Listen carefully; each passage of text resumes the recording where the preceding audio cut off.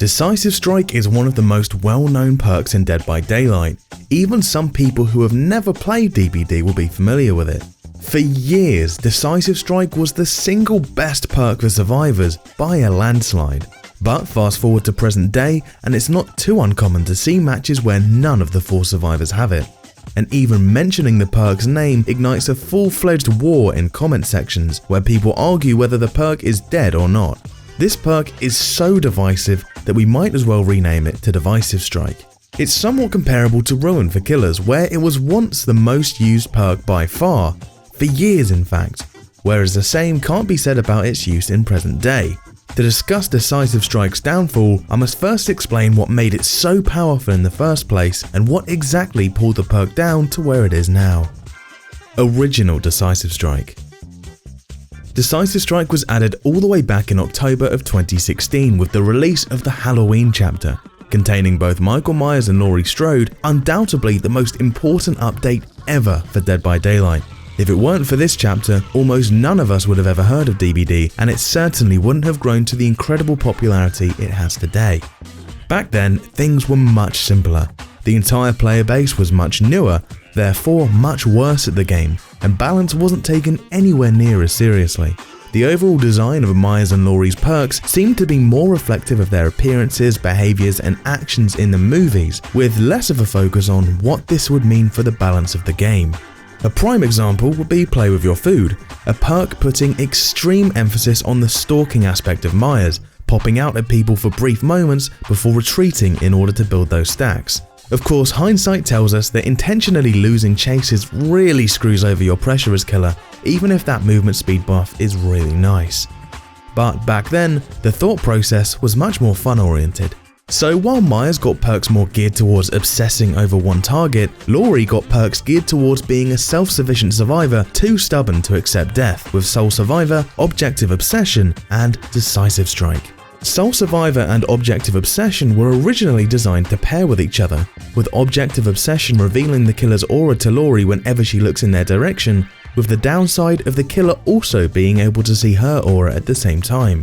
And Sole Survivor gradually blocked the killer's ability to see auras altogether depending on how many survivors were dead, to alleviate the downside of the killer seeing her as well. However, her last perk, Decisive Strike, was already a clear standout from the other 2 perks as it worked fine by itself. It didn't need any other perks to combine with it. Decisive Strike's function was simple. When the killer picks you up, hit a skill check to instantly wiggle free and leave the killer stunned for 5 entire seconds, thus giving birth to a genre of survivor perks now infamous for dominating metas for the last 5 years: Second Chance perks. Unlike the modern day version you're used to, the original version had no ifs and no buts, no timers, no obsession requirements, no need to be unhooked to activate it, doing gens or healing didn't disable it. It was genuinely as simple as killer picks you up, you hit a skill check, you instantly broke free. Needless to say, it was extremely strong. It was common to see matches where all 4 survivors had Decisive Strike equipped, and at least 2 decisives was practically guaranteed. The strength of Decisive Strike came from 2 core factors. The first, most obvious factor is simply getting a second chance at life before even being hooked the first time is very, very strong. The second factor is the ability to reset a chase. A hefty 5-second stun is no laughing matter, and the amount of distance you can gain from that is astounding, not to mention giving you plenty of time to reach your next safe loop. Decisive Strike's power was immediately visible, and after only 2 months it received its first nerf, having the stun reduced by 1 second. While a 20% stun reduction was certainly a step in the right direction, ultimately Decisive Strike's popularity remained completely untouched. It was time to make a more substantial change. Only another 2 months after that, in February of 2017, Decisive Strike was changed to add an element of risk to the perk, tying the immediate stun effect to only the obsession.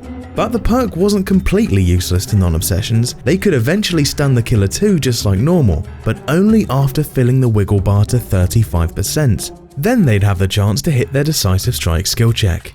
While this change certainly added an element of risk, stopping it from being guaranteed value for all 4 survivors no matter what, it still had minimal effect on Decisive Strike's strength and popularity for 2 reasons. The first being that just having Decisive Strike equipped made you more likely to be the Obsession, so it's not like somebody without the perk would end up stealing the spotlight. The other reason was that even if you weren't the Obsession, achieving 35% wiggle progress really wasn't that hard nor uncommon, unless you went down straight in front of a hook. Also, hook spawns were really not the best for killers back then, with certain areas of certain maps rendering survivors completely unhookable. So, 4 months in and 2 nerfs after its release, Decisive Strike still held the crown for the best survivor perk by a total landslide, and its popularity was comparable to that of Ruin for killers.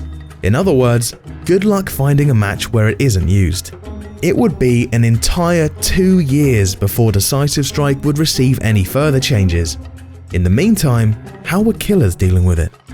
Well, due to the fact that Decisive Strike was practically guaranteed in every match, killers played with the assumption that every single survivor had it. This means that the Obsession would frequently find themselves slugged to death, or at least slugged until the killer had built up substantial pressure and could afford to take the stun and pressure reset. In scenarios where the Obsession was down vaguely close to a hook, the killers would perform what's called juggling, where they'd pick up the survivor, carry them for a moment, drop them, carry them again, drop them, and repeat until they reached a hook. This strategy completely bypassed Decisive Strike, as back then, the skill check would appear a second or so after the pickup animation finished, unlike nowadays where the skill check comes as you're being picked up. That being said, this strategy was quite time consuming, and unless the Obsession was very close to the hook, it was honestly just as slow as taking the stun. There was also a glitch killers could utilize to straight up disable Decisive Strike by basic attacking at the exact same time as the survivor hit the skill check. Of course, killers couldn't see the skill check, so they didn't know exactly when to do it. While they did know when the skill check would pop up, they didn't know whereabouts on the circle the skill check would actually appear on, so it wasn't reliable. In a way, Decisive Strike was somewhat comparable to Ruin. They were both used almost every single match. They were both the most popular perks by a landslide, and they were both highly debated sources of frustration for the opposition. The difference between the two was that Decisive Strike was so much more controversial than Ruin, and Ruin was certainly controversial. The animal-like rage regarding DS from both sides can still clearly be seen today. Feel free to scroll down and see the comments for reference. But why exactly was that? Well, the first reason was just how huge of an impact Decisive Strike made to the killer's win condition. In a normal match, each survivor takes 3 hooks to kill, totaling to 12 hooks to kill all 4 survivors. With Decisive Strike effectively nullifying one instance of what would have been a hook, if all 4 survivors had it, the killer would pretty much have to work through 16 hooks to win. But I think the biggest factor was that it dealt a huge blow to the killer's pressure. Having to go through the song and dance of chasing a survivor, dealing with loops, getting a hit, catching up again, getting your second hit, just for you to lose that hard-earned hook and not only have to earn another hit on the survivor, but of them having a huge 4-second head start was not only demoralizing and frustrating, but it made the game so much more difficult for killers to actually win without tunneling. Keep in mind, back then, the game was plagued with infinite loops in a sizable chunk of the maps, there were more pallets, killers vaulted slower, broke pallets slower, syringes used to literally insta-heal you the same frame you used it, flashlights used to have insta-blind add-ons, brand new parts instantly repaired generators from 0 to 100% instead of the 15% they do nowadays, sprint burst regenerated at 50% speed while running, so every 1 minute the survivor would gain another sprint burst, maps were bigger, gens were faster, and survivors could literally teleport with something called pallet vacuum, as back then, pallets could be interacted with from significantly further away, and they would instantly teleport to the opposite side of the pallet as they dropped it.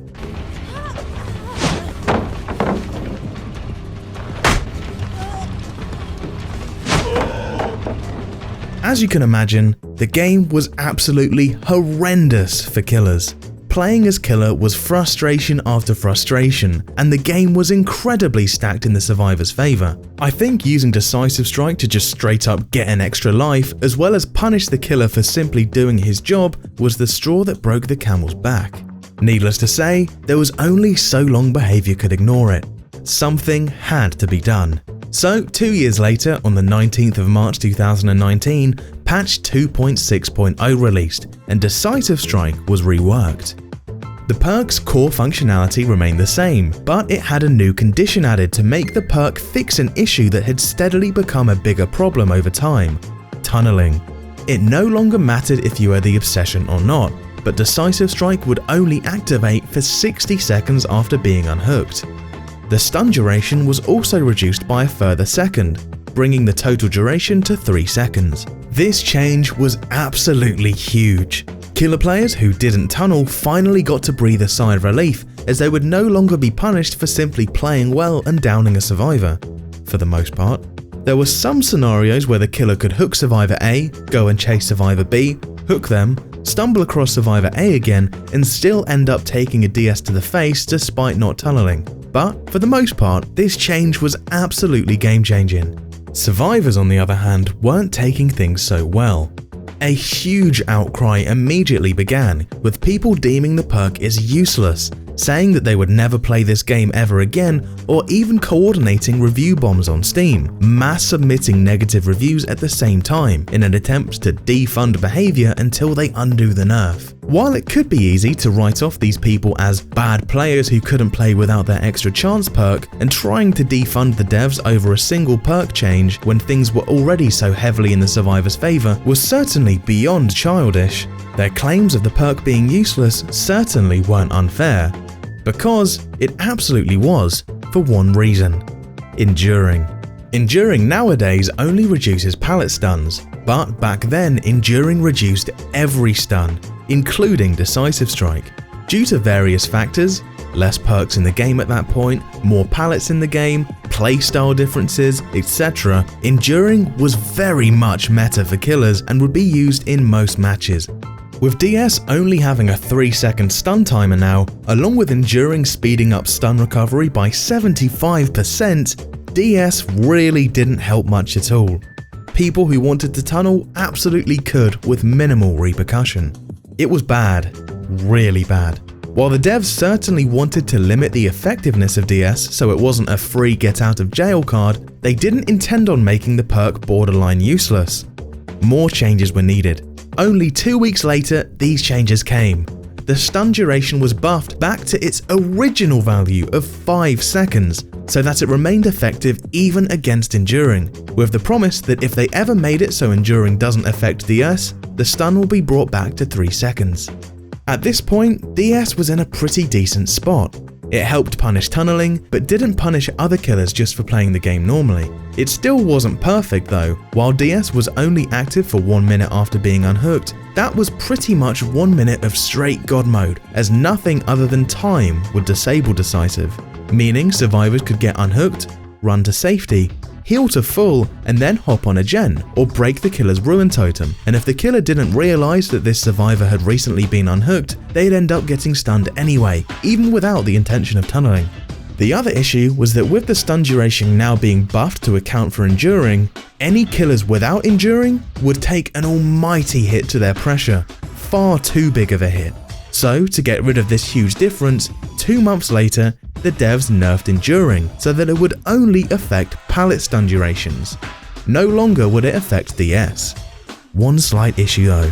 Decisive Strike's stun duration still remained at its previous value of 5 seconds, which was specifically for enduring. So now every killer that got hit with it would have to take that almighty stun duration, enduring or not. This update started to make DS somewhat of a problem perk again, as increasingly, killers who weren't tunneling were getting hit by it more and more, whether it be getting lots of fast kills or survivors getting craftier to force value during that 60-second window. Nonetheless, it was still in a significantly better spot than before. It would be another 2 years before Decisive Strike would receive its next set of nerfs.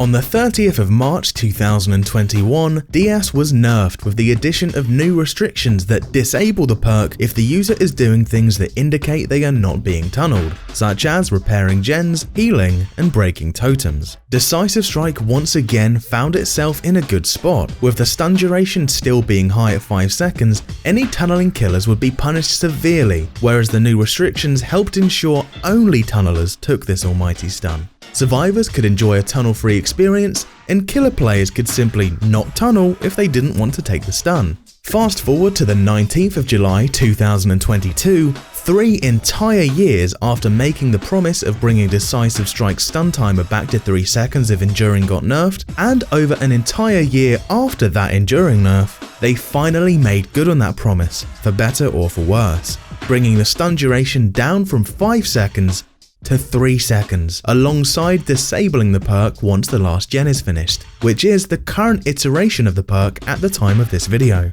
Which leaves us with one question. How do you feel about Decisive Strike nowadays? I personally think that the perk could do with a tiny buff, not to the stun duration, but to simply reduce the amount of stumble survivors get after using it and jumping off the killer's shoulder, so that just a bit more distance can be gained without keeping the killer stunned for longer. Let me know your thoughts in the comments below. I hope you enjoyed the video and thank you so much for sticking to the end. If you have any other things you'd like me to discuss in a similar style to this video, be sure to let me know. You can catch me live on twitch.tv/Ardetha.